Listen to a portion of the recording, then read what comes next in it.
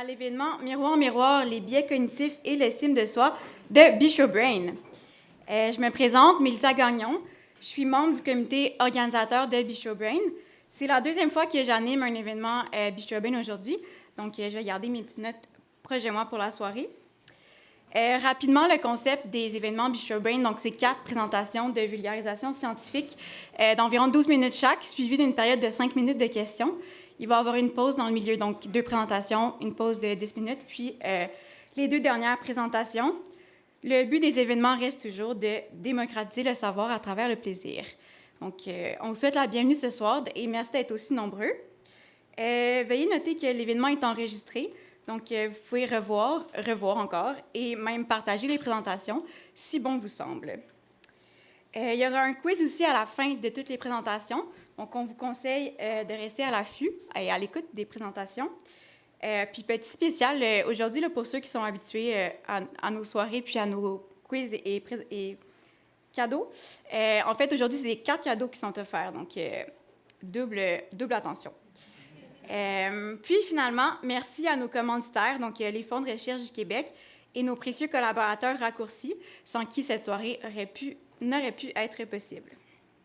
Alors, on va commencer avec la première présentation. On reçoit Émilie Gagnon-Saint-Pierre. Sa présentation est intitulée « Pourquoi être rationnel lorsqu'on peut être heureux ». Pour la présenter, Émilie est cofondatrice de Raccourcis et passionnée de biais cognitifs.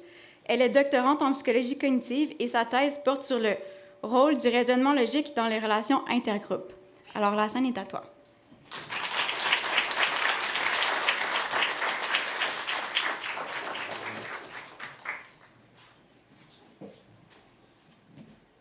Merci. Le pointeur. Okay. Alors, bonsoir. Est-ce que vous m'entendez juste assez? OK. Donc, je suis vraiment contente d'être ici ce soir en présentiel parce qu'on avait un événement avec Bistro Brain l'année dernière sur Zoom. C'était vraiment le fun, mais là, c'est encore plus le fun parce qu'on est tous ici. Donc, pour commencer, je vais vous parler du biais de complaisance. Et je vais commencer, comme toute bonne présentation sur les biais cognitifs, par une citation de Trump. Alors, concernant les élections au Sénat aux États-Unis il y a quelques mois, il a dit, par rapport à la possible élection d'un Sénat républicain, que s'il gagnait, alors ça devrait être entièrement grâce à lui, et que s'il perdait, bien, c'était pas du tout de sa faute. Alors, c'est possible qu'il faisait une blague à ce moment-là, je ne sais pas, je ne suis pas dans sa tête, mais dans tous les cas, ça reste un exemple vraiment pertinent pour la présentation de ce soir. Alors, avant de vous parler un peu plus du phénomène qui est un de mes biais préférés, le biais de complaisance, je vais juste faire un petit retour sur le concept d'heuristique en général. Je ne sais pas si je peux juste le monter un peu ou le prendre. Ah. Alors, on va commencer avec un petit exemple ici. Donc, dans la vie, on doit prendre toutes sortes de décisions. Alors ici, si je vous demande de choisir une table pour faire un entretien d'embauche avec un candidat potentiel.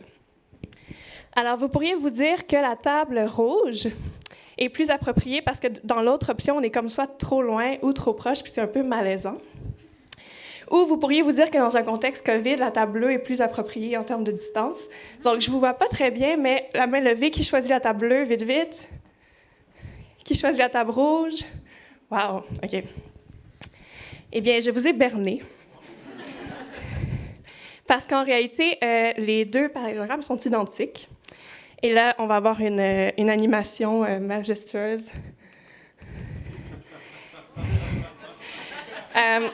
On dirait que ça rapetisse, hein? Mais non, pas du tout. J'ai vraiment, je vous jure, juste tourné la surface de la table. Alors ici, ce qui se passe, c'est que sans qu'on le décide, notre cerveau a tout de suite utilisé un processus de traitement des objets 3D qui est tout à fait fonctionnel dans toutes sortes de contextes, mais qui n'était pas approprié pour mon exemple et qui mène à une illusion.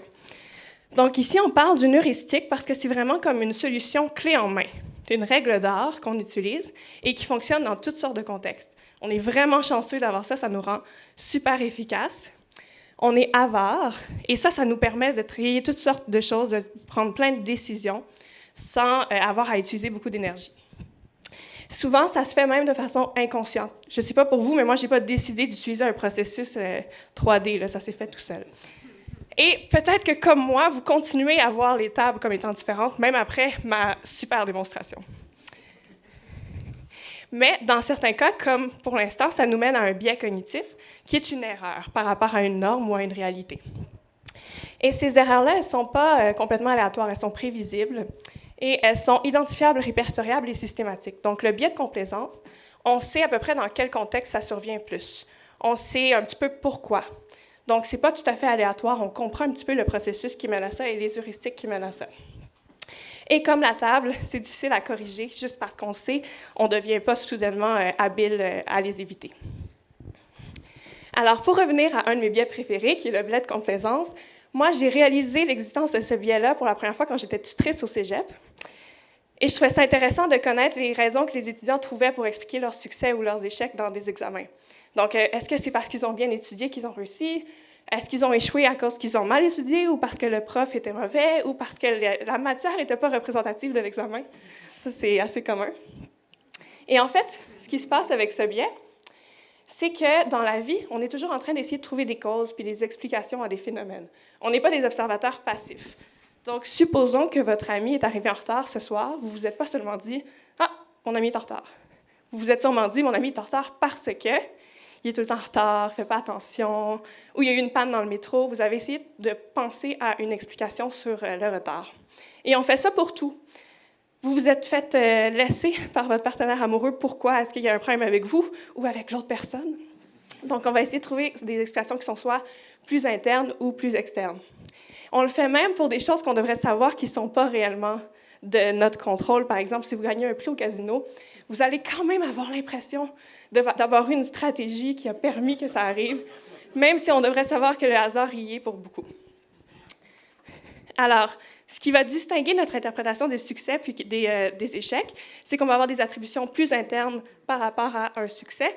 Donc, si j'ai réussi mon entretien d'embauche puis j'ai eu la job, c'est que j'ai bien performé dans l'entretien d'embauche, versus si j'ai échoué, c'est peut-être plus relié aux personnes qui étaient là pour faire l'entretien, où il y avait un autre candidat, ça donne qu'il y avait un autre candidat qui était vraiment bon à ce moment-là. Ce n'est pas la seule dimension qui va distinguer les types d'attributions qu'on fait. Alors, on va aussi avoir des attributions qui sont plus stables pour nos succès. Donc, ce n'est pas seulement parce que j'ai bien performé à cette entrevue-là, mais en général, je suis quelqu'un qui performe bien dans les entrevues.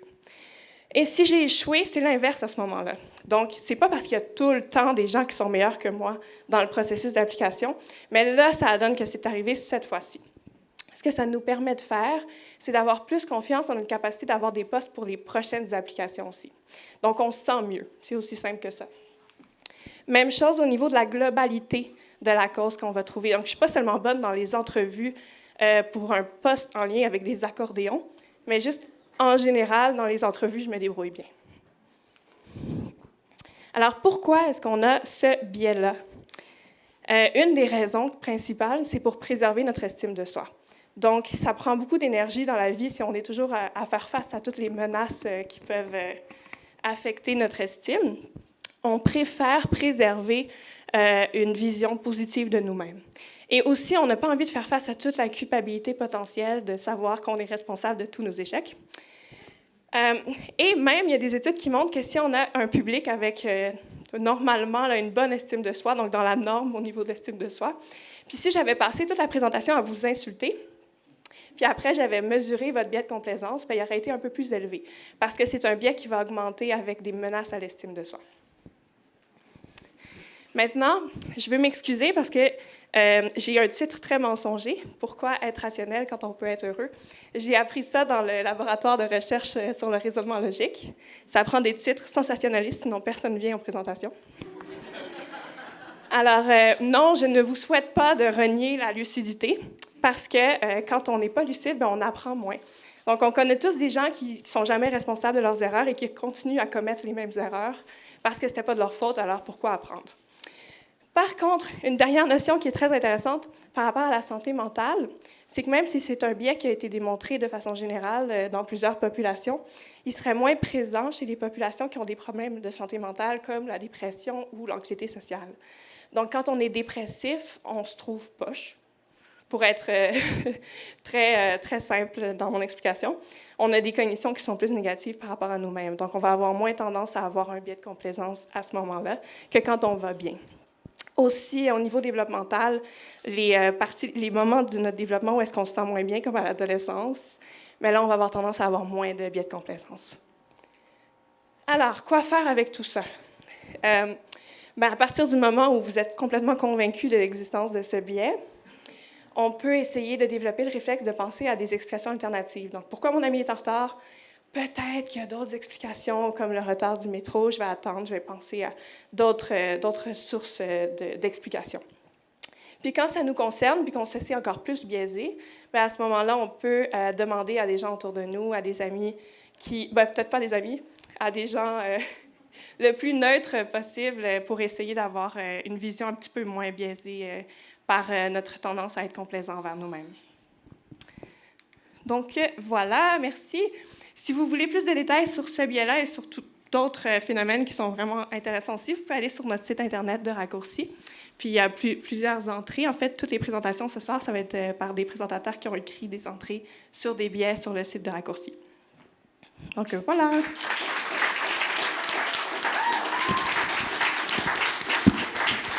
Je pense qu'il y a une période de questions. Oui, merci, Émilie. Donc, j'inviterai pour 5 minutes ceux qui ont des questions à venir au micro ici pour qu'on entende tous. Salut, je me pratique, je présente tout de suite après toi. Bien joué pour ta présentation, c'était vraiment bon. Question pour toi, tu as parlé qu'il y avait une corrélation entre le biais de complaisance puis certaines conditions de santé mentale, en fait. Est-ce qu'on se sert de tests pour mesurer le biais de complaisance, pour diagnostiquer ces trucs-là, ou on le fait juste, c'est une observation qu'on fait par après, en fait? Tu veux dire pour diagnostiquer des troubles cognitifs? Oui, exactement. Ouais. Pas à ma connaissance, il y a des meilleurs outils de diagnostic plus précis pour, par exemple, la dépression puis les troubles anxieux. Mais, par exemple, dans une entrevue clinique, c'est définitivement un élément auquel on va porter attention, comment la personne justifie. La dépression, entre autres, on sait que les personnes qui ont une dépression, ils ont ce qu'on appelle une triade cognitive négative, donc ils ont des pensées négatives par rapport à eux-mêmes, au monde puis aux autres. Donc, eux, entre autres, toutes leurs explications vont être négatives envers eux-mêmes. Donc, c'est comme quand même une même source d'information, mais ce ne sera pas exactement l'outil pour le biais de complaisance. Cool, merci. Merci. Est-ce qu'il y avait d'autres questions?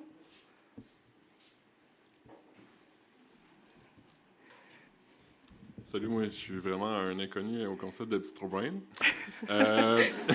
J'aimerais savoir comment est-ce qu'on peut prendre connaissance exactement de notre biais de complaisance. Je pense que ça nous fait une bonne santé mentale d'être en contact avec la réalité. Oui, oui, c'est un bon point. C'est une bonne question. La plupart des études vont s'attarder comme à une moyenne. Donc, on va prendre un groupe puis on va trouver qu'en général, dans le groupe, les attributions pour les succès sont plus internes que pour les échecs.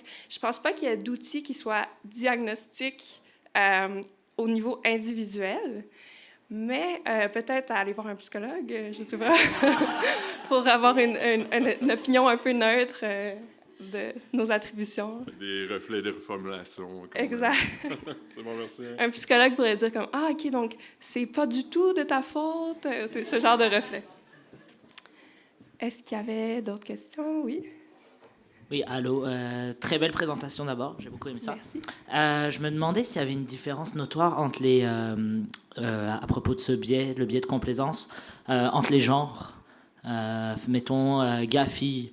J'ai une petite hypothèse, mais je voulais savoir s'il y avait des études là-dessus. C'est quoi ton hypothèse?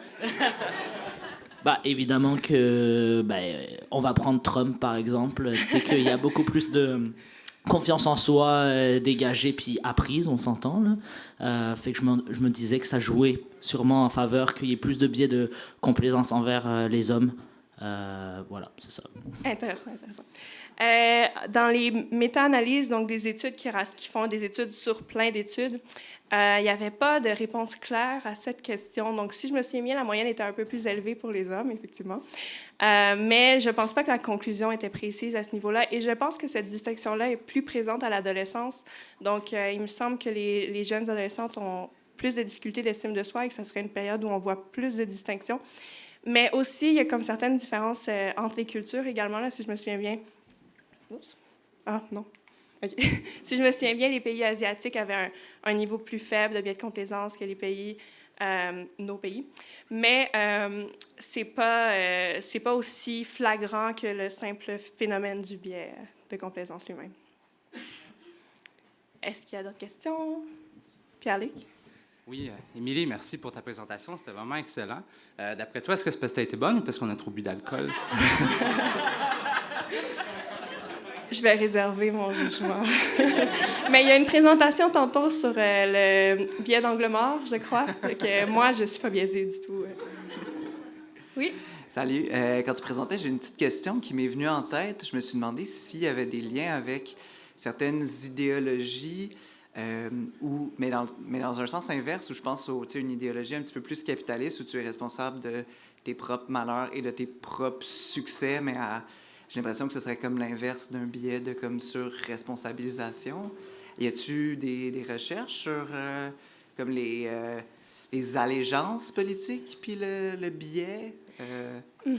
Très, très bonne question. Super intéressant.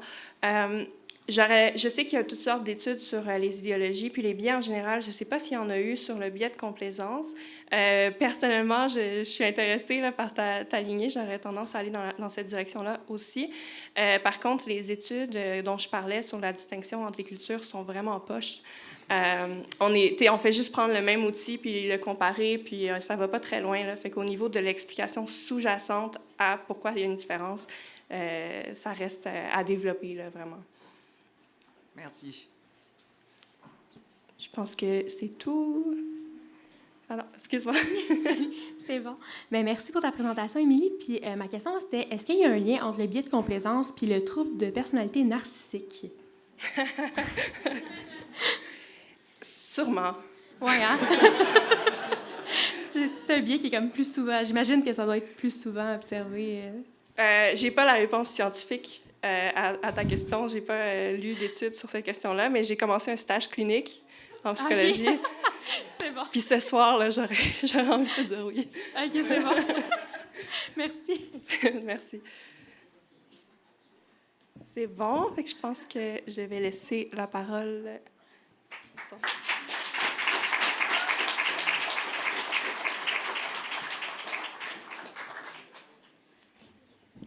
Donc, merci encore, Émilie.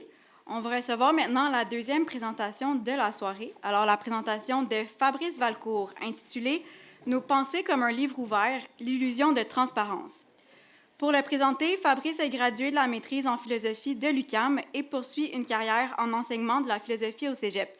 Il a contribué à la rédaction de 3 articles pour la revue Raccourci, l'illusion de transparence, le biais rétrospectif et plus récemment, l'effet Pygmalion-Golem.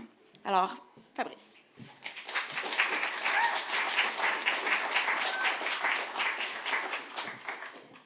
Coucou. OK, all right.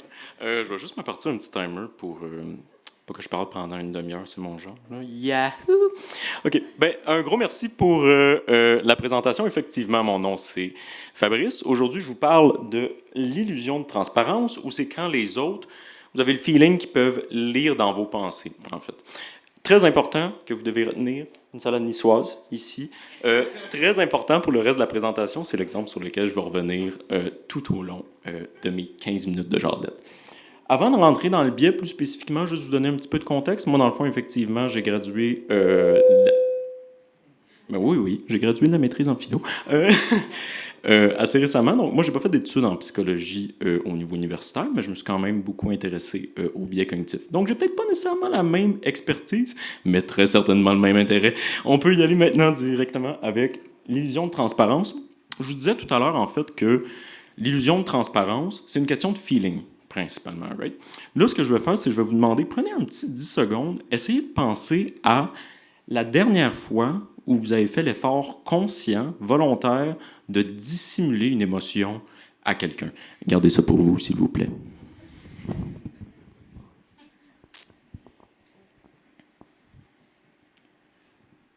On me confirme à l'oreillette que vous avez fini de penser. On peut passer à la prochaine diapo.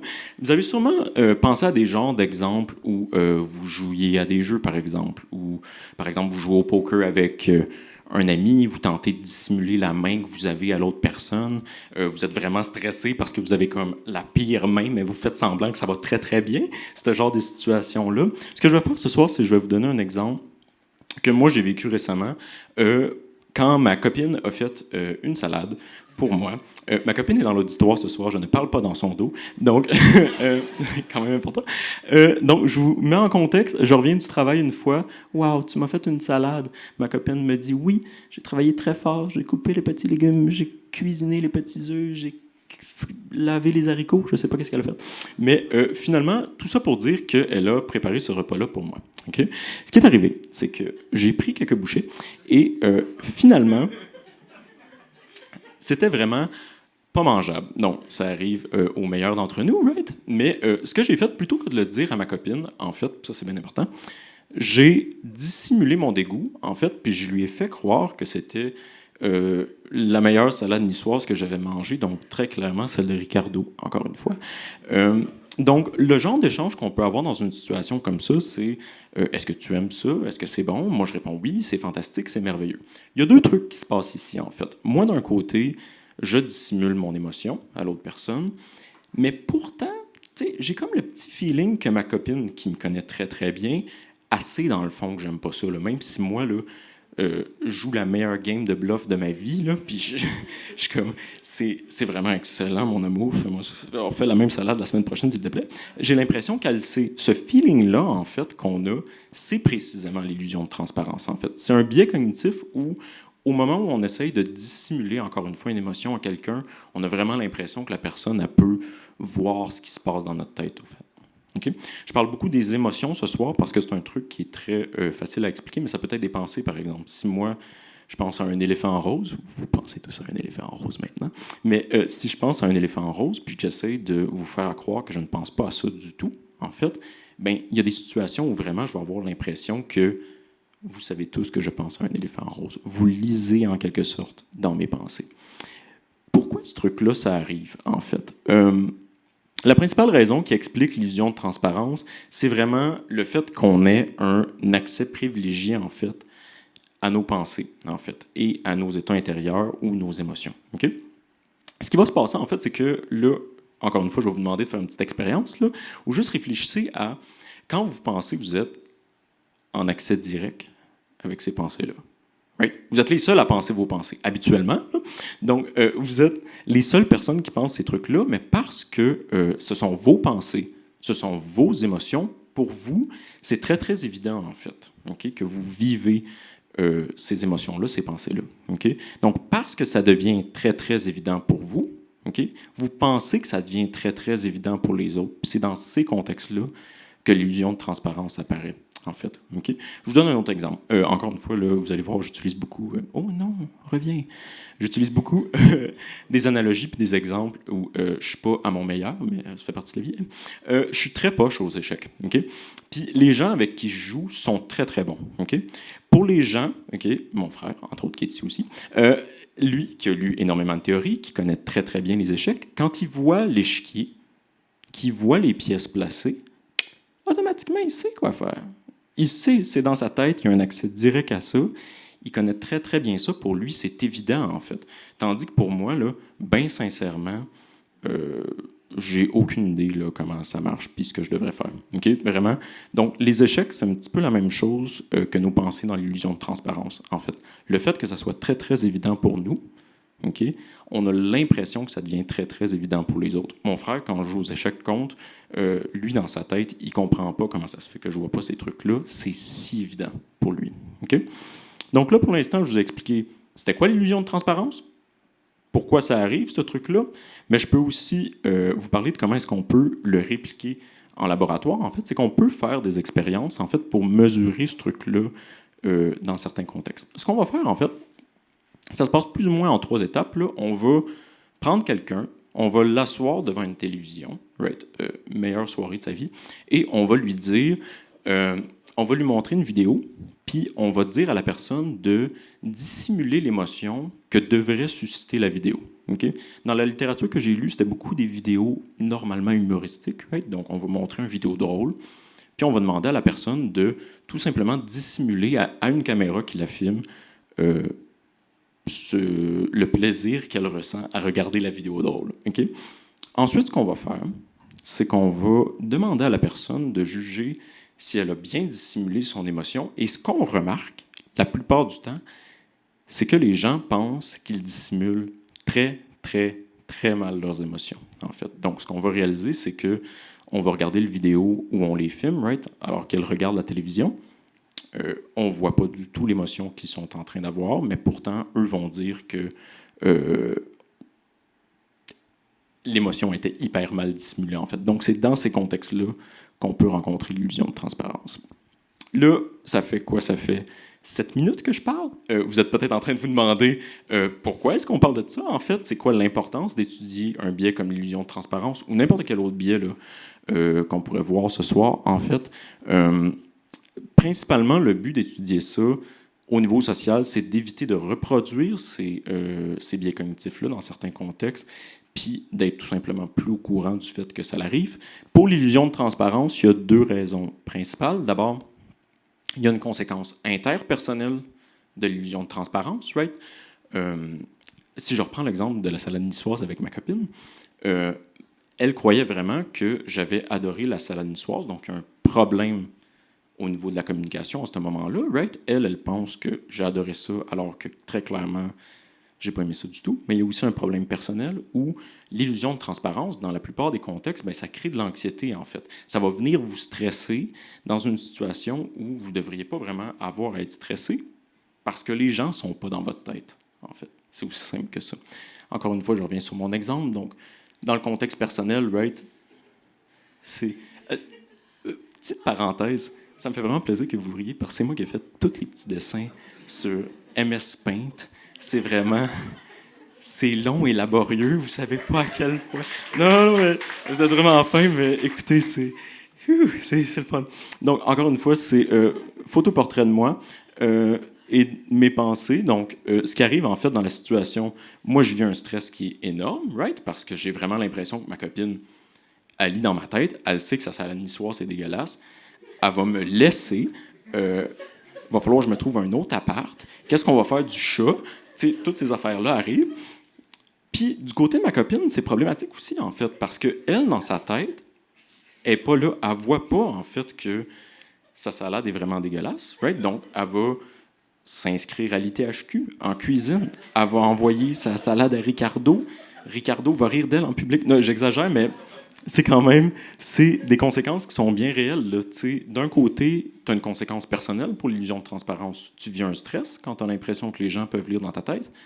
Mais il y a aussi un gros problème au niveau de la communication. Là. Ma copine est sûre que j'aime ça. Puis pourtant, ce n'est pas le cas. Qu'est-ce qu'on peut faire à ce moment-là, en fait, pour éviter l'illusion de transparence? Il me reste 2 minutes. Il y a une couple de trucs qu'on peut prendre, en fait, pour éviter de tomber dans ce piège-là. D'abord, porter attention sur nos actes plutôt que nos pensées. Repenser à l'exemple avec ma copine, avec l'exemple aux échecs avec mon frère, ou même la personne en laboratoire, en fait.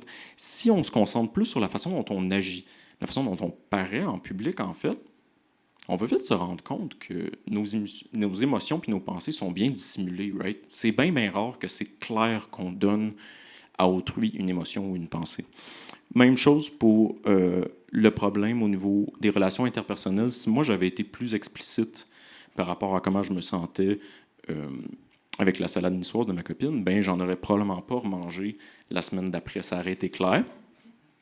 Et on n'aurait pas eu de problème avec ça. Et il faut aussi Non, mon punch! Il faut aussi se remémorer que le fait que nous sommes les seuls à avoir accès à nos pensées, c'est un petit truc qui paraît un petit peu con dit comme ça, mais c'est très, très vrai. Si vous prenez le temps de vous dire, ben voyons, tu sais, je suis tout seul dans ma tête, là, il n'y a personne d'autre. Si vous prenez le temps de faire l'effort actif de vous rappeler de ça, ben vous ne vivrez pas, en fait, d'illusion de transparence. Ça va être clair pour vous. C'est quoi qu'il faut retenir de ma présentation, finalement? C'est quoi qu'on peut retenir des 4 présentations, en fait, de ce soir? C'est que même si les biais cognitifs, ça apparaît quelque chose qui est très subtil, en fait, qui est difficile à identifier, à partir du moment où vous en prenez conscience, right, que vous pensez à ces trucs-là consciemment dans le quotidien puis dans vos interactions sociales, il y a beaucoup moins de chances que ça se reproduise, en fait. Là, à soir, vous allez partir avec des connaissances sur le biais de complaisance, l'illusion de transparence. Quand vous allez retomber dans des situations sociales où le biais va réapparaître, bien, vous allez pouvoir l'identifier puis dire « Ah, je devrais dire à ma copine que sa salade n'est pas très bonne. » Un gros merci de m'avoir écouté. On peut passer à la période de questions.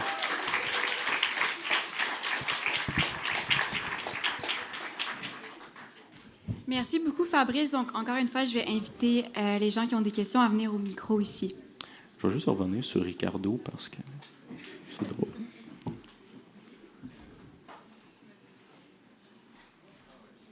Allô. Coucou. Merci pour cette présentation humoristique. Tout ça me fait penser aux menteurs et mentrices compulsifs et compulsives. Comment ils gèrent ça? J'ai rien. Ouais, c'est une bonne question. J'ai rien lu dans la littérature qui faisait le lien entre le mensonge compulsif puis l'illusion de transparence, mais mon premier réflexe, ce serait probablement de te dire que les gens qui mentent de façon compulsive, en fait, ressentent peut-être moins ce phénomène-là, ou peut-être qu'ils ne le ressentent pas du tout.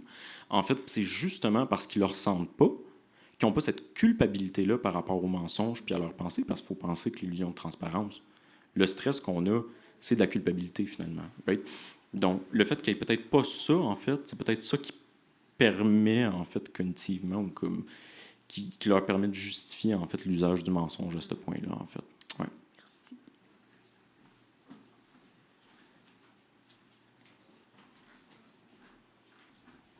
Salut Fabrice. Salut Alexis. Fabrice, je l'aime bien. J'ai adoré sa présentation l'an dernier, puis encore une fois cette année. Puis pour ceux qui ne savent pas, bénévole Bistro Brun, maintenant responsable aux formations, j'annonce en grand pompe. Donc, j'espère que ça l'a apparu. Puis peut-être dans tes formations, tu vas pouvoir mettre des petites faces faites sur Je vais pouvoir faire des petits dessins. Mon préambule maintenant fait, j'ai une question qui me brûle sur les lèvres. Je veux savoir comment est-ce qu'on peut passer 6 heures sur une salade puis qu'elle soit vraiment mauvaise. Hein? Excuse. Comment peut-on passer 6 heures à préparer une salade et qu'elle soit pas mangeable? Ben, en fait, moi, je pense que, justement, le problème, c'est que ça avait pris 6 heures. Tu sais, mettons que tu fais le calcul, là. Tu sors tes petits brocolis là, du frigo à 2 heures l'après-midi, puis tes coupes à 4 heures sont rendues toutes mous. Tu sais, moi, je suis comme... Du brocoli, il faut que ça ait du croustillant. Il faut que ça ait de la vie, il faut que ça goûte quelque chose. Puis là, mais ça t'a pris 6 heures, mais c'est bien sûr que ça sera pas bon. Là. Je m'excuse, chérie, mais... C'est derrière nous maintenant, là, on a passé à autre chose. Ouais. C'est bon, merci. Hein. Plaisir. Est-ce qu'il y avait d'autres questions? Je ne pense pas. On peut peut-être passer à la prochaine, à la pause. Oui? Je fais-tu l'envoi pour la pause ou tu veux le faire? On s'en va en pause. On revient dans 10 minutes.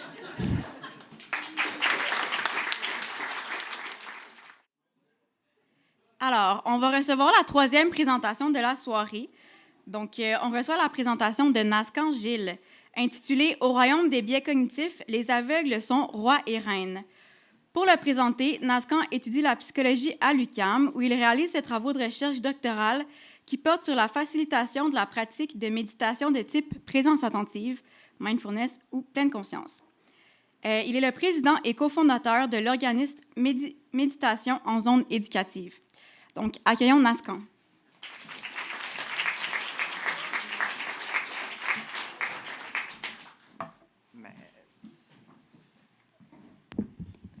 Salut, magnifique audience.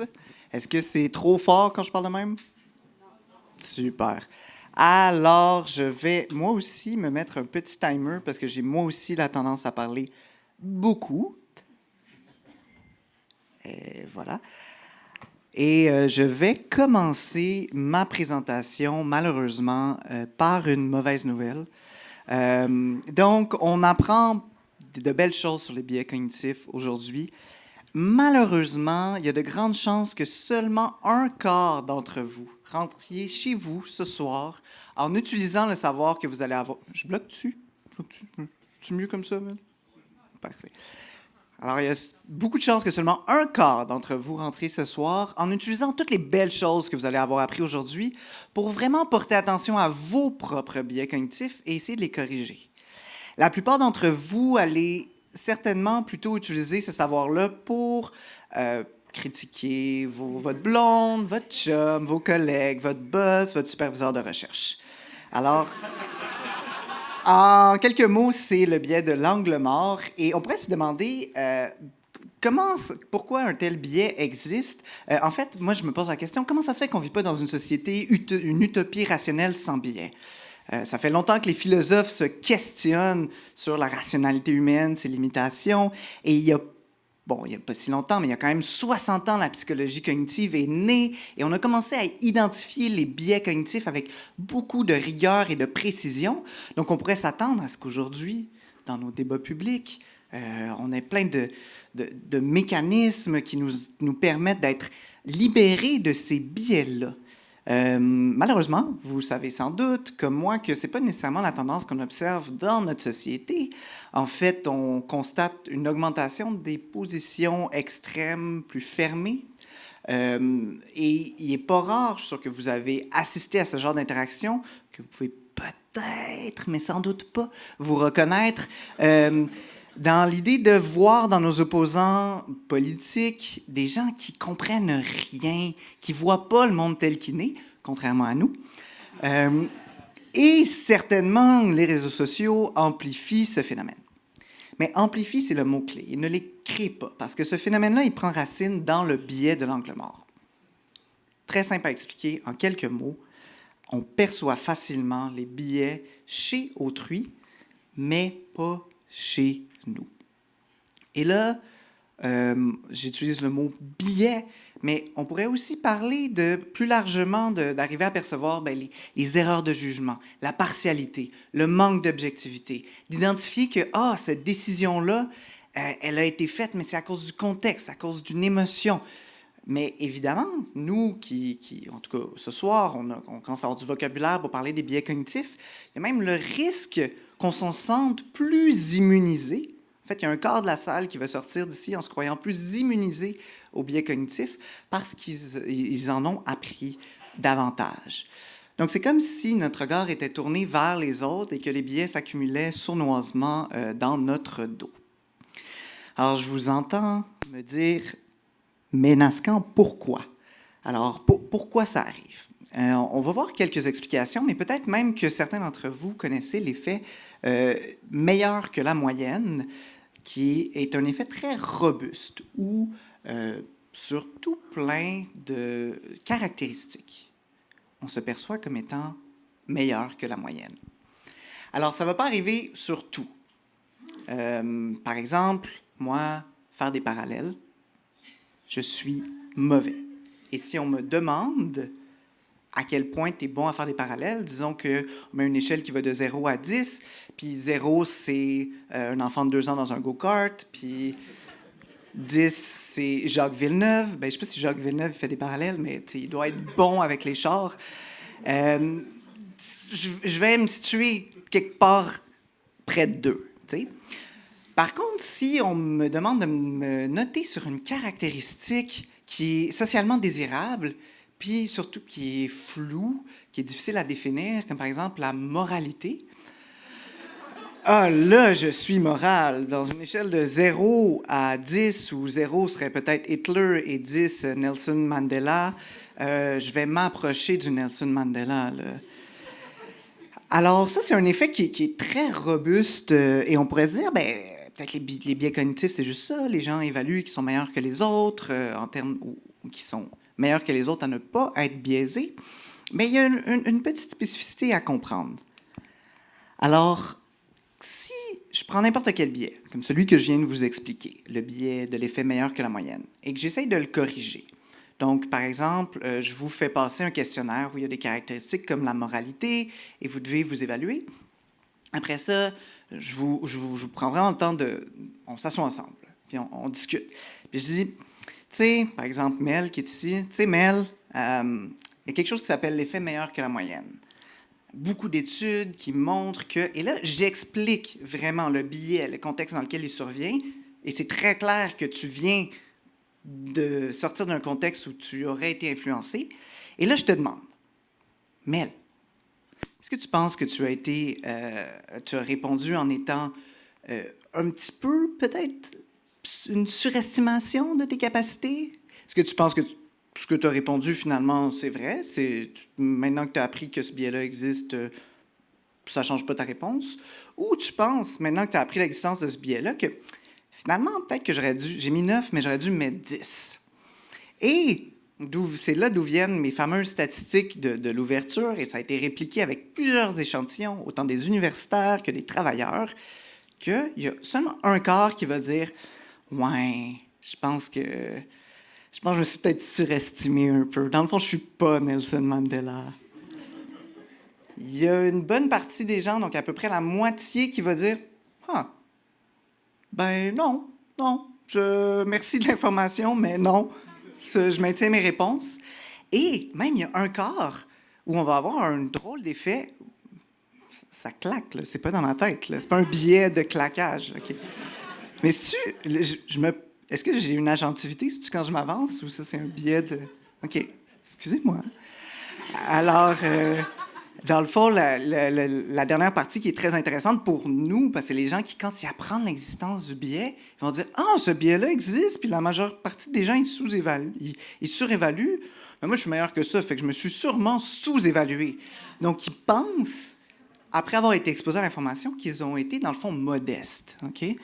Donc, ils deviennent meilleurs que Nelson Mandela. Donc, ça nous vient principalement de Emily Pronin, professeure à l'Université de Princeton, qui a commencé ses recherches en 2000 et ça se poursuit aujourd'hui. Donc, on voit que ce n'est pas juste l'effet meilleur que la moyenne, il y a un effet métacognitif. Donc, on a de la misère, même quand on est exposé à de l'information très claire sur les biais cognitifs, comme ce soir, à vraiment, après ça, les détecter et les voir chez nous. Donc, on a parlé déjà de quelques-unes des raisons qui pourraient expliquer ça. On parle de désirabilité sociale et d'accessibilité. Accessibilité, on vient d'en parler avec le biais de transparence. Le fait que chez nous, on est capable de voir, on a accès à beaucoup de choses, beaucoup de raisons qui peuvent expliquer notre comportement. Mais on n'a pas nécessairement accès aux processus inconscients comme les heuristiques qu'on a vus qui opèrent de façon automatique.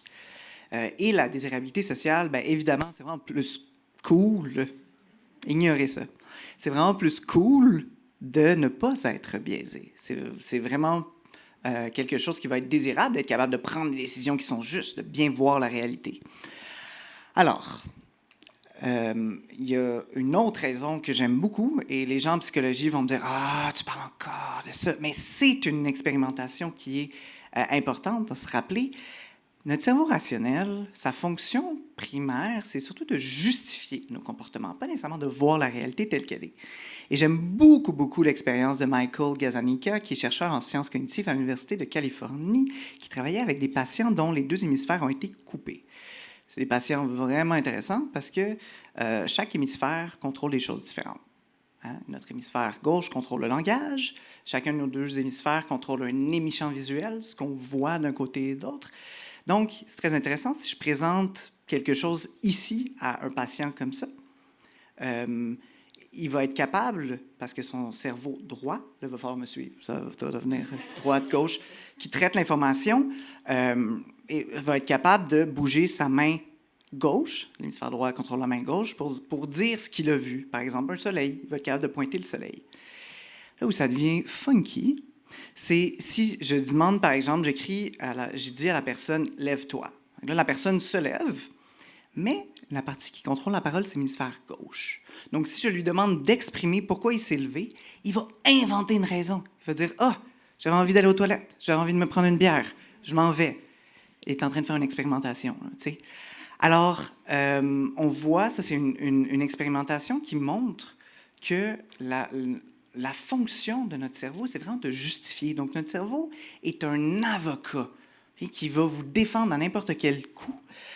Donc, dans les biais écocentriques, ben, il va trouver des justifications pour dire pourquoi vous êtes meilleur que tout le monde. Les biais endogroupe, plein de raisons pour justifier que votre groupe est le meilleur. Et le biais de l'angle mort, ben, plein d'histoires qui justifient que notre comportement, il est rationnel, objectif.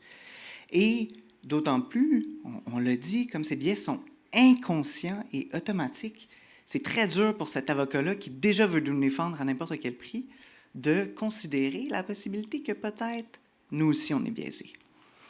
Donc, pourquoi négocier? Pourquoi faire des compromis? Pourquoi avoir de la diplomatie envers quelqu'un qu'on considère comme pas en contact avec la réalité, comme biaisé?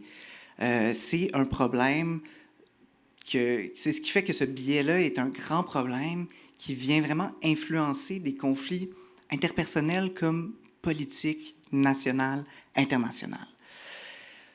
Est-ce qu'on peut l'éviter? Oui. Puis mon message, ce serait vraiment, prenez pour acquis que vous êtes biaisé comme tout le monde. Donc, on considère qu'on est biaisé, on essaie de trouver où, de quelle façon. Et il y a un exercice qui peut aider, ça donne que ma thèse est là-dessus, mais c'est la méditation parce que c'est vraiment un exercice d'introspection. Donc, ça nous aide à mettre en lumière des choses qui sont normalement cachées et c'est une des raisons pourquoi je vous enjoins d'en commencer la pratique. Merci.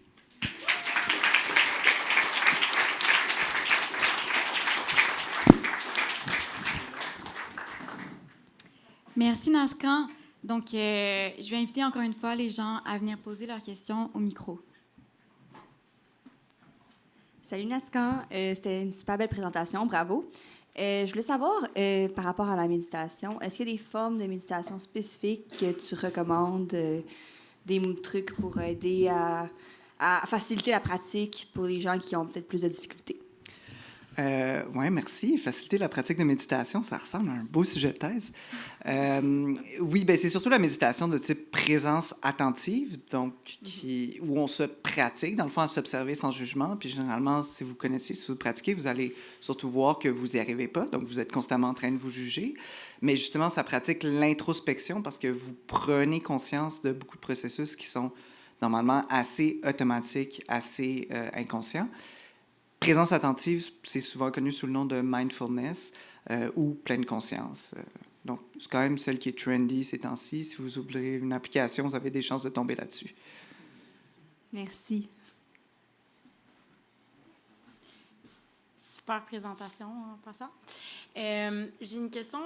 Est-ce que le biais de l'angle mort, le fait qu'on se surestime, ça ne serait pas lié un peu à l'apprentissage de l'estime de soi? Sachant que l'estime de soi en Occident est vraiment individualiste, ou est-ce que on se valorise au détriment de l'autre? Est-ce que ce ne serait pas culturellement situé, cet angle mort-là? Peut-être au niveau de certains biais qui seraient plus individuels, mais il y a des biais qui vont aussi s'appliquer à des méthodes de pensée un peu plus tribales. Donc, je ne vois pas de raison pour lesquelles ça ne s'appliquerait pas. Par contre, pour vraiment répondre à votre question, il n'y a pas encore les données qui existent. À ta question, je ne sais pas pourquoi je t'ai vous voyez. Je ne suis pas si vieille. Non, c'est... donc, la vraie réponse, c'est qu'il n'y a pas les données, mais c'est pas juste une question individuelle. C'est ça, ça peut s'appliquer aussi dans le contexte de biais de groupe, dans le fond. OK. Il n'y a pas eu d'études genre culturelles? Non, qui comparent... même c'est assez situé aux États-Unis. Si ça se trouve, c'est juste les Américains qui sont comme ça. Fait que c'est vrai que c'est une limitation, dans le fond. Là. Il manque, sur ce biais-là, il manque beaucoup de données. Juste le mot en anglais, là, cross-cultural. Pierre-Carl Pelado ne serait pas content de moi, mais... Salut Nascan. Quels seraient, toi, tes plus grands angles morts? Moi, j'avais... C'est drôle, mais je faisais le biais sur l'angle... Je travaillais sur le biais sur l'angle mort, puis je me dis... Est-ce que, vu que je travaille là-dessus, je vais commencer à penser que moi, je suis immunisé contre le biais de l'angle mort? Fait que je me suis fait cette réflexion-là. Mais sinon, je sais pas, mon chum... Un être humain parfait. Merci pour l'excellente question. Hello, c'est vraiment bon, bravo. J'ai lu à un moment donné une étude qui était vraiment épeurante qui disait que peut-être qu'enseigner les sophismes aux gens ça les rend moins bons à détecter les sophismes, notamment sur eux-mêmes. Fait qu'évidemment, tous les profs de philo de cégep sont comme in shambles. Là. C'est vraiment un problème. Fait que je me disais, par rapport à ce que tu disais au début de la présentation aussi, est-ce que enseigner les biais, enseigner les sophismes aux gens, ça pourrait augmenter le biais de blind spot? Puis y a-t-il une manière d'enseigner qui tomberait pas là-dedans? Ben oui, en fait, c'est ce qu'on observe. C'est dans la façon, évidemment, c'est dans la façon de l'enseigner, mais oui, c'est que plus les gens, en fait, ont des connaissances sur les biais, plus c'est facile pour eux de les appliquer à autrui. Mais comme on en parlait, c'est des processus qui sont généralement inconscients, qui n'ont pas accès. Plus eux-mêmes, ils sont capables de justifier que c'est pas ça qui se passe parce qu'eux connaissent. Donc, il n'y a pas encore il n'y a pas eu, malheureusement, je voudrais bien, là, dans ma ligne du temps d'Utopie sans billet, de programmes pour débiaiser. Les seuls où on des petites études expérimentales où il y a du débiaisage cognitif, c'est par la méditation. Donc, c'est pas juste parce que je suis biaisé, parce que c'est ma thèse, mais c'est les seules données que j'ai vues là-dessus. Mais c'est vraiment d'encourager l'humilité puis le fait que, justement, souligner le risque maintenant que vous savez ça. Donc, ce soir, maintenant, vous connaissez certains biais. Vous allez vouloir sans doute le voir plus chez autrui, puis moins chez vous. Donc, c'est d'être conscient de ces tendances-là, puis de partir du point de vue que, OK, je vais être biaisé moi aussi, où sont mes biais? Fait que moi, c'est vraiment la question, la façon de le formuler. Mais il manque, encore une fois, de données, il manque de programmes, il manque d'intervention pour vraiment dire comment on peut aborder les biais cognitifs pour que ça soit fait d'une façon qui fait que les gens sont moins à risque de tomber dans le biais de l'angle mort. Puis tu parlais des profs de philo, mais tu sais, des fois, c'est des profs de sciences cognitives qui sont... Tu vois aller, puis tu es comme... Tu vois ça. Donc, j'espère que ça va s'en venir, qu'on va avoir plus de solutions, parce que c'est clair qu'il n'y a pas juste la méditation, puis c'est clair que c'est pas tout le monde qui aime la méditation, mais pour l'instant, c'est la seule programme structuré là, qui existerait pour ça. Super, merci.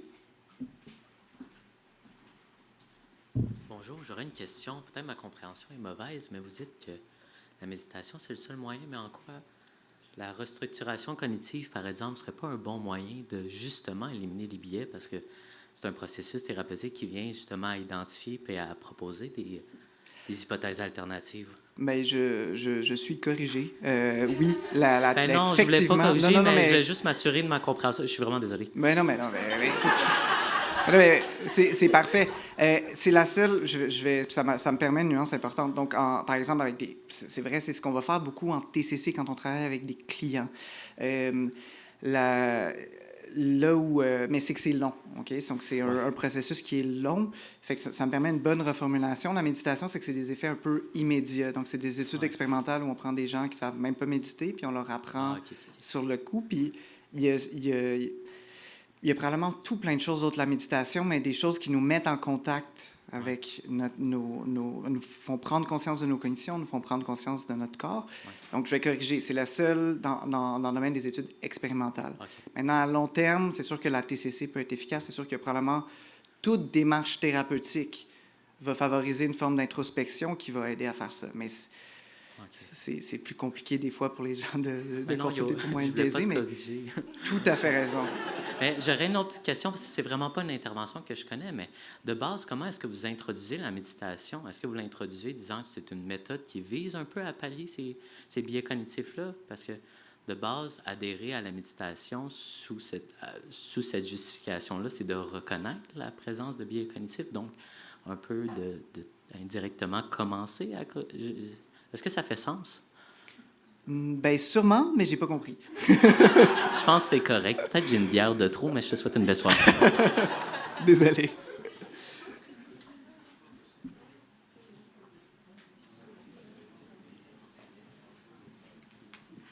Merci beaucoup, belle audience.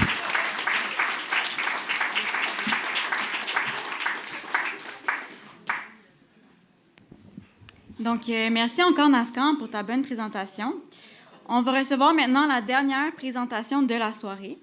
Donc, présentation de Janie Brisson, intitulée « La polarisation et le biais de confirmation ».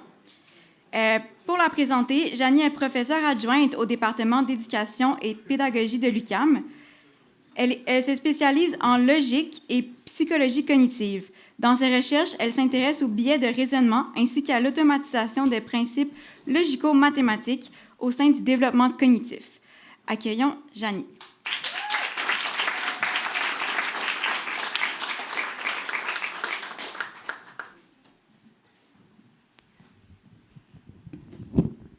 Bonjour tout le monde. Merci d'abord d'être là.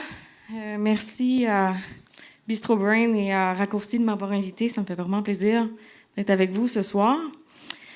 Et oui, donc pour clore cette soirée, je vous parle de polarisation, mais surtout en fait du biais de confirmation qu'on peut voir comme étant sous-jacent à ce phénomène-là, une manière d'expliquer une partie du phénomène de la polarisation. Donc, avant de commencer à parler un peu plus en détail du biais de confirmation, je voudrais vous présenter une phrase qu'on a probablement tous et toutes entendue très souvent dans un contexte qui nous a fait rire dans les dernières années. Cette phrase-là, c'est « J'ai fait mes recherches ». Donc, je l'aime bien cette phrase-là parce qu'elle rappelle en nous des situations qui peuvent être ludiques, des gens qui défendent des opinions qui peuvent sembler extrêmes et des situations qui sont en fait inhabituelles. Et ça, j'aime bien faire peut-être le lien avec la présentation d'avant. C'est pas moi qui dis ça, j'ai fait mes recherches. C'est des personnes exceptionnelles qui défendent des opinions très ludiques. Mais est-ce que c'est vraiment le cas? Est-ce que lorsqu'on est convaincu de faire très sérieusement et honnêtement ses recherches, rechercher de l'information pour s'informer, défendre une idée de manière objective et informée, est-ce que c'est suffisant? En bref, faire ses recherches avec les meilleures intentions du monde pour défendre une idée raisonnable, est-ce que c'est suffisant? J'imagine que, étant donné que je vous pose la question avec le titre de ma présentation, vous avez compris que la réponse est non. Ce n'est pas suffisant. Pourquoi? Parce que nous sommes tous et toutes sujettes au biais de confirmation. Qu'est-ce que le biais de confirmation? C'est une tendance inconsciente. On a beaucoup parlé de biais cognitif depuis le début. Donc, c'est un biais cognitif. Qu'est-ce que ça veut dire, un biais cognitif? Bien, c'est une tendance inconsciente. On ne réalise pas qu'on est en train de passer un peu à travers un détour qui n'est pas très rationnel. Donc, c'est une tendance inconsciente à favoriser les informations qui... Oups, j'ai pas fait la bonne chose. Le pointeur, voilà, pour vous pointer comment on réagit aux informations qui confirment nos opinions. Lorsque les informations qu'on trouve, qu'on entend, confirment une opinion qu'on a déjà, une hypothèse qu'on a déjà, on va avoir tendance à être très favorable envers cette information-là, de toutes sortes de manières, et on va voir à travers des exemples. Et lorsque, malheureusement, l'information qu'on reçoit contredit notre opinion, notre hypothèse, notre croyance, nos émotions, on va avoir tendance à la juger. J'arrête pas de faire la mauvaise chose. À la juger de manière défavorable, voire même très critique. Donc, c'est le biais de confirmation. C'est des poids démesurés qu'on attribue à l'information en fonction du rôle qu'elle joue pour nos croyances. Commençons par un exemple. Un exemple, une blague, en fait, une petite histoire que vous avez peut-être déjà entendue dans vos familles. C'est l'histoire d'un homme qui est naufragé en mer. Il est naufragé en mer, mais il ne craint pas du tout pour sa vie. Pourquoi? Parce qu'il est très croyant et il est convaincu que Dieu va le sauver. Donc, il ne craint pas, il reste dans sa situation et il attend que Dieu vienne le sauver. Après un certain temps, un bateau se présente à lui. Le capitaine du bateau lui dit « Embarquez, je vais vous sauver. » « Non, merci. Dieu va me sauver. »« Non, merci. Merci, mes bonnes gens, je n'ai pas besoin. » Le bateau fait son chemin. Il continue d'attendre. Après un certain temps, une montgolfière passe au-dessus de sa tête. Les passagers disent « Monsieur, nous allons vous lancer une corde. Nous allons vous rescaper. »« Ah non, merci, mes bonnes gens. Dieu va me sauver. » La montgolfière fait son chemin. Le temps file. Il y a maintenant un hélicoptère de sauvetage au-dessus du monsieur avec une personne entraînée pour venir le rescaper qui dit « Monsieur, attrapez ma main. Je viens vous sauver. » « Non, merci, mes bonnes gens, que vous êtes bons, mais Dieu va me sauver. Je n'ai pas besoin de vous. » Et malheureusement, dans l'histoire, c'était la dernière tentative pour rescaper ce naufragé en mer. Un athée pourrait dire, voilà la preuve que Dieu n'existe pas. Voilà la preuve du danger de croire en Dieu. Non, cette situation est une preuve que mon opinion est bonne. Eh bien, l'histoire continue et malheureusement, cet homme se retrouve devant Dieu. Il lui dit, mais mon bon Dieu, je vous ai prié, j'ai été un bon croyant, j'étais convaincu que vous alliez me sauver. Pourquoi m'avez-vous abandonné? Et Dieu lui répond, hey, je t'ai envoyé un hélicoptère, une montgolfière, un bateau. Qu'est-ce que tu voulais que je fasse de plus? Donc, la morale de cette histoire, c'est quoi? C'est que face à une situation nuancée, il est possible d'interpréter une histoire, une information qui nous est présentée comme étant une preuve d'une croyance qu'on a déjà. Un athée se dirait, voilà la preuve que Dieu n'existe pas. Et un fervent croyant dirait, mais non, c'est Dieu qui te l'a envoyé. Voilà la preuve qu'il existe. Et ça, c'est une... Allô? OK. Et ça... Bon, c'est une histoire qui... c'est une blague, hein? C'est une histoire loufoque, mais quand même, c'est une façon de vous démontrer que face à de l'information nuancée, lorsqu'on a une opinion préformée, c'est tout à fait possible de la voir de manière un peu distordue et de l'interpréter comme étant une preuve que notre opinion est la bonne. Maintenant, qu'en est-il des situations qui, très clairement, confirment une opinion, une hypothèse, une croyance qu'on a? Prenons l'exemple de Juliette. Juliette, depuis sa tendre enfance, elle porte un collier porte-bonheur. Dans son collier porte-bonheur contient un trèfle à 4 feuilles que tout le monde sait être, évidemment, une cause scientifiquement prouvée du bonheur et de la bonne chance. Juliette porte son collier porte-bonheur. Eh bien, Juliette discute avec son amie Marie. Elle se remémore toutes les grandes chances de sa vie, les grands moments où elle a été très chanceuse et très heureuse. Elle se remémore la fois où elle a gagné une compétition sportive. L'enjeu était très serré, mais elle a quand même gagné. Elle avait son collier porte-bonheur. Elle se remémore la fois où, quand elle était enfant, elle était tout petite. Elle était perdue au centre-ville et par hasard, elle est tombée sur sa tante Yvonne. C'était quoi les chances? J'avais mon collier porte-bonheur. Et elle se remémore tous ces moments-là, les grands moments heureux, les grandes chances de sa vie. Elle se dit, voilà, c'est la preuve que mon collier porte-bonheur fonctionne. Mais son amie Marie est très sceptique par rapport à ça, puis elle lui dit, oui, mais pense à toutes les fois où tu le portais et la situation était complètement neutre, où tu n'étais ni chanceuse, ni malchanceuse. C'était tout simplement la vie nuancée. Juliette ne se souvient pas de ces moments-là. Parce que ce sont des moments non mémorables. Ce sont des moments non mémorables, neutres, qui ne confirment pas la croyance qu'elle a en son porte-bonheur. Donc là, c'est une façon de vous exprimer qu'on se remémore plus facilement les événements, les éléments d'information qui confirment nos hypothèses ou nos croyances.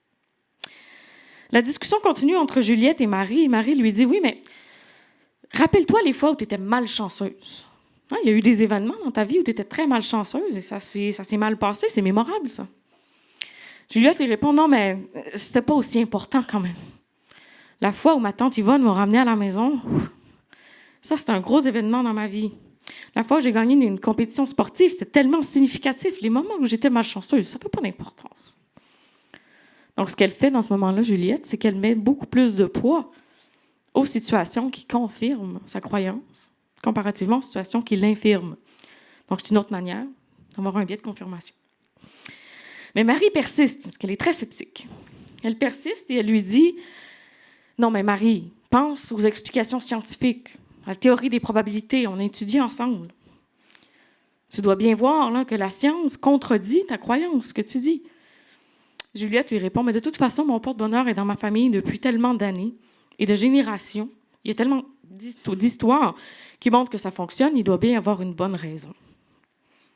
Et ce qu'elle fait dans ce cas-là, Juliette, c'est qu'elle n'est pas du tout critique des sources d'informations qui confirment son hypothèse et elle ignore ou est critique envers les sources d'informations qui viendraient critiquer son hypothèse. Dans ce cas-ci, il y a une raison émotive. Elle a besoin de croire en son porte-bonheur pour toutes sortes de raisons.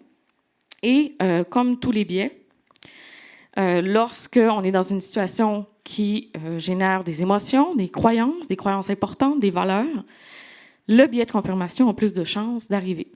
Ceci dit, il peut arriver dans des situations neutres aussi, mais dans des contextes émotifs ou liés aux croyances, c'est encore plus probable.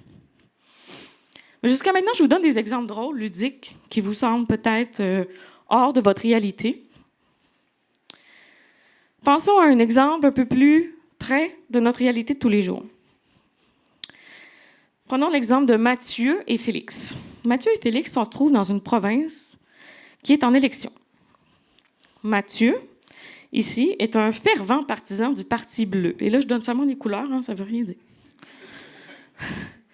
Mathieu est un fervent partisan du Parti bleu et Félix ne jure que par le Parti orange. Ne faites pas de lien. Mathieu et Félix s'informent tous les deux, très honnêtement, très sérieusement, sur l'état de la campagne électorale et essaient de prédire quel parti va gagner. Mathieu dit à Félix, j'ai fait mes recherches.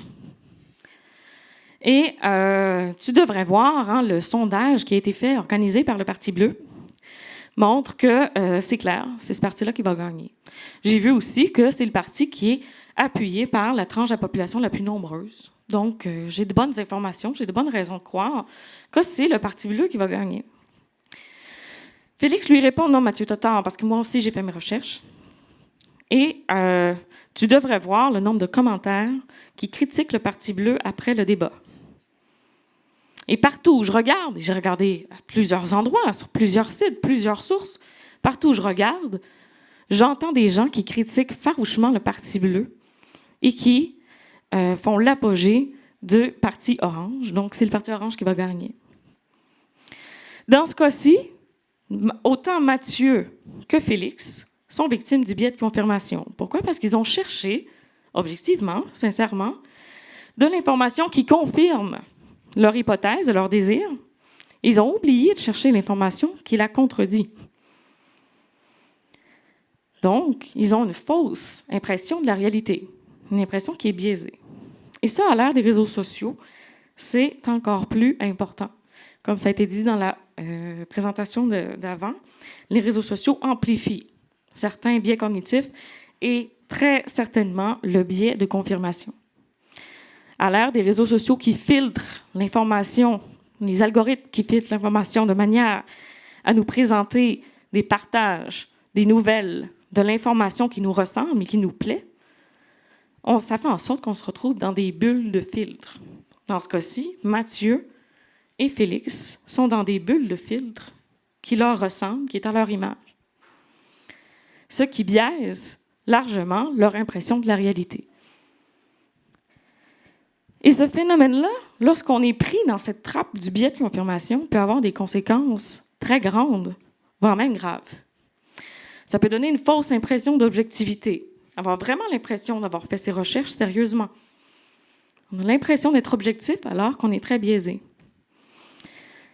Ça peut donner, cette fausse impression d'objectivité donne un excès de confiance en nos opinions et en le bien fondé surtout de nos opinions. Ça nous donne l'impression d'avoir fait le tour d'un sujet, alors qu'en réalité, la réalité est beaucoup plus complexe que ça. Lorsque cette trappe du biais de confirmation continue, sans être identifiée, ça peut mener évidemment à la polarisation des débats entre deux parties d'une médaille, qui, au final, en réalité, auraient beaucoup plus de raisons de s'entendre que d'être en débat, en argument. Ça donne l'impression d'être objectif et que notre interlocuteur ne comprend rien et est très biaisé. Et c'est encore là très lié à la présentation d'avant. Dans sa forme extrême, ça peut mener au maintien des croyances face à des preuves qui sont très clairement contraires. Et dans certains cas, même un consensus scientifique n'arrive pas à déloger certaines croyances, étant donné cet excès de confiance et cette illusion d'objectivité. Qu'est-ce qu'on peut faire pour éviter ce biais-là? Bien, une question qui a été abordée dans les conférences aujourd'hui, il faut d'abord accepter. Accepter le fait que notre cerveau peut nous jouer des tours, malgré nos meilleures intentions, malgré l'impression qu'on peut avoir d'avoir été objectif et non biaisé. Et ça, c'est un pas qui n'est pas toujours facile à faire. C'est pas toujours facile de faire ce pas, mais il est nécessaire. Et c'est le premier pas à faire pour être capable ensuite d'appliquer des stratégies plus directes et plus efficaces pour essayer d'éviter, par exemple, le biais de confirmation. Donc, dans ce cas-ci, on peut essayer de réfléchir aux hypothèses alternatives. On en a parlé aujourd'hui, les hypothèses alternatives, qui expliqueraient les situations qu'on observe. Chercher activement des situations susceptibles de contredire nos hypothèses. Et c'est ce qu'on fait quand on fait des expérimentations scientifiques. D'ailleurs, les chercheurs aussi peuvent être biaisés et être sujets au biais de confirmation, mais c'est ce qu'on tente de faire. Lorsqu'on fait des expérimentations scientifiques, pensez aux falsificateurs potentiels. Qu'est-ce qui fera en sorte que mon hypothèse serait fausse?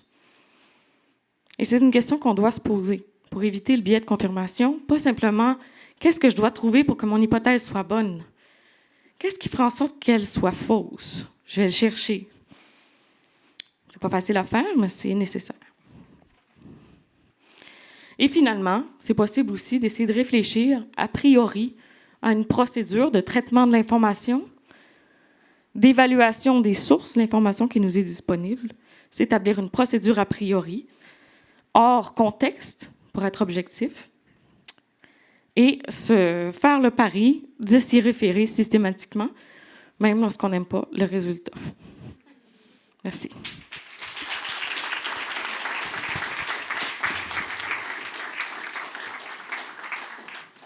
Merci beaucoup, Janie.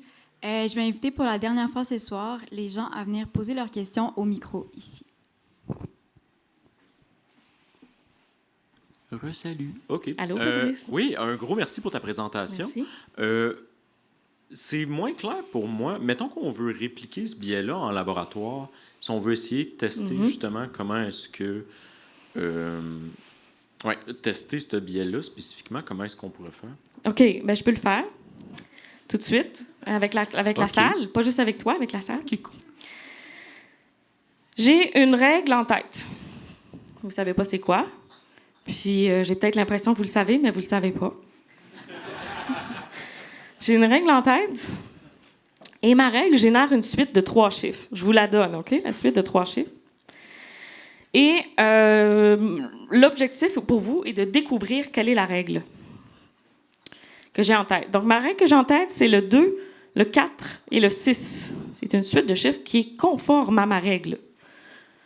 Maintenant, je vais y aller seulement avec Fabrice, qui peut poser des questions. J'ai le pouvoir, oui.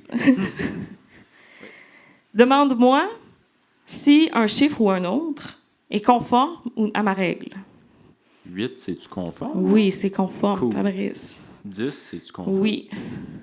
C'est-tu juste pair? Ou C'est plus juste 2? pair, Ah non, une règle, plus excuse. 2. J'ai pas mes maths de secondaire 5, excuse. Mais plus 2, oui. Est-ce que c'est pair? Est-ce que c'est plus 2? Est-ce qu'il y a des gens qui ont pensé ça? Levez la main, les gens qui ont pensé ça. Plus 2, ben oui, 2, 4, 6, 8. Tout à fait. Mais c'était beaucoup plus simple que ça. Ma règle, c'était nombre croissant. Donc, tu aurais pu me demander, Fabrice, est-ce que 9 fonctionne? Est-ce que 11 fonctionne? Est-ce que 11.2 fonctionne? Et ça aurait fonctionné. Donc, les exemples qui étaient donnés, c'était des exemples qui confirment l'idée. Évidemment, c'est arrangé avec la fille des vues. 2, 4, 6. Je vous lance sur la piste du plus 2. Mais finalement, c'était beaucoup plus simple que ça. C'était nombre croissant. Okay. C'est une manière de tester le biais de confirmation. Ben, merci pour la réponse. Puis bien joué de m'avoir piégé, c'est cool. Merci. Merci d'avoir joué le jeu.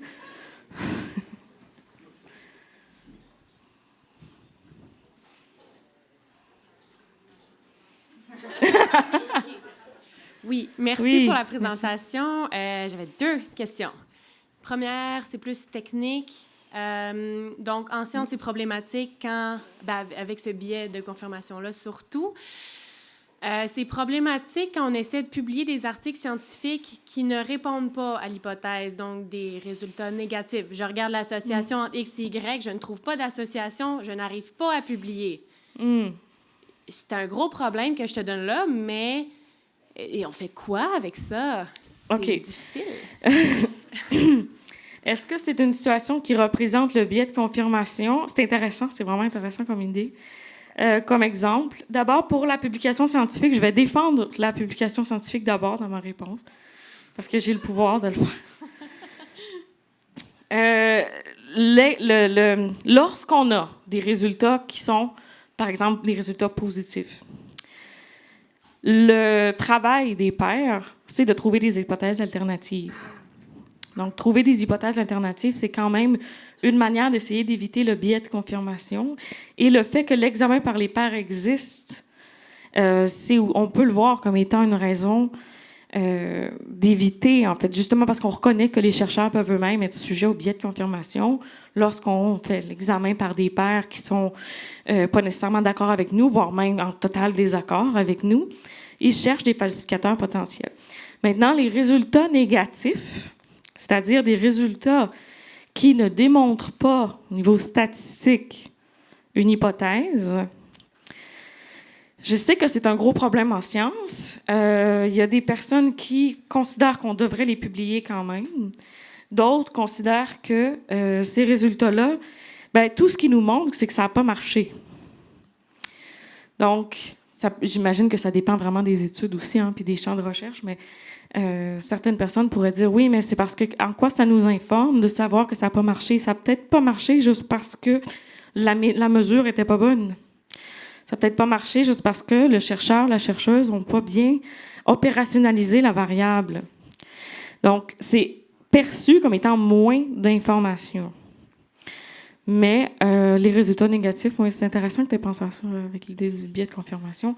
Effectivement, parfois, ça pourrait nous informer et ça pourrait faire en sorte qu'on est peut-être moins poussé à essayer d'avoir des études qui fonctionnent et être moins biaisé. Parce que c'est très stressant, l'idée que si l'étude ne fonctionne pas, je ne peux rien y faire avec.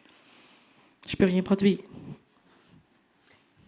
Merci pour cette piste. Et la deuxième question, je me demandais si on pouvait appliquer le concept du biais de confirmation à l'effet placebo. À l'effet placebo, le biais de confirmation à l'effet placebo. C'est une bonne question. Comment tu le voyais? Mettons, je sais pas, l'exemple le plus classique, ça va être tel médicament va régler tel problème. Parce que je me suis fait dire, donc j'ai en tête, je crois que le médicament va fonctionner, et il fonctionne, puis ça existe, là, l'effet placebo, il y a vraiment des effets, puis ça peut même avoir des effets positifs sur certains indicateurs de santé, par exemple. Fait que là, je me demandais si c'était les mêmes processus cognitifs qui étaient à l'avant-plan ou pas pantoute, puis je me trompe. C'est intéressant, en fait, ça se pourrait. Je ne connais pas d'études là-dessus. Il y en a peut-être, j'en connais pas, mais ça se pourrait, c'est-à-dire qu'on recherche à confirmer ce qu'on nous a dit, les effets, qu'on recherche ces effets-là, et après ça, on entre dans une myriade d'encouragements. Si on dit « je t'ai donné un somnifère », dès que j'ai une petite base d'énergie, je vais me dire « oh, le somnifère fonctionne, ça veut dire que je suis fatiguée », ça me relaxe, ça me donne le goût de dormir, et éventuellement, j'embarque dans un effet boule de neige. Donc, ça se pourrait. Bonne question, merci. Merci encore, Janie, pour ta présentation. S'il y a d'autres questions, j'inviterai les gens à aller peut-être lui poser après, parce qu'on est un peu en retard sur l'horaire, mais on peut lui donner une bonne main d'applaudissement. Merci beaucoup.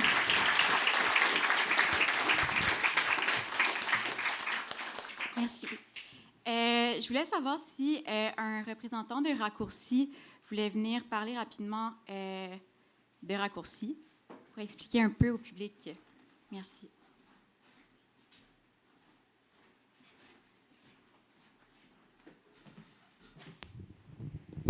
Salut, on arrive un peu tard, désolé. Juste pour vous donner quelques informations sur Raccourci, si vous ne nous connaissez pas, ce qui m'étonnerait. Mais on est une encyclopédie de vulgarisation sur les biais cognitifs, comme vous pouvez vous en douter, en ligne. Et on existe depuis 3 ans maintenant. Tout le contenu est gratuit et accessible. Donc vous pouvez y aller pour consulter, pour apprendre de belles choses sur les biais. Si vous voulez nous soumettre des idées, que ce soit pour des collaborations ou pour des rubriques, des entrées, vous êtes aussi les bienvenus. On souhaite encore une fois toutes et tous vous remercier d'être venus ce soir. On est vraiment ravis de cette soirée, de voir qu'il y a autant de monde. On veut aussi remercier Bistro Brain. C'est toujours un plaisir de travailler avec vous. Merci beaucoup. Et finalement, nos partenaires, donc l'Institut des sciences cognitives, Ciel et la GEPSI. Merci beaucoup. Merci pour cette soirée. Puis à très bientôt, j'espère.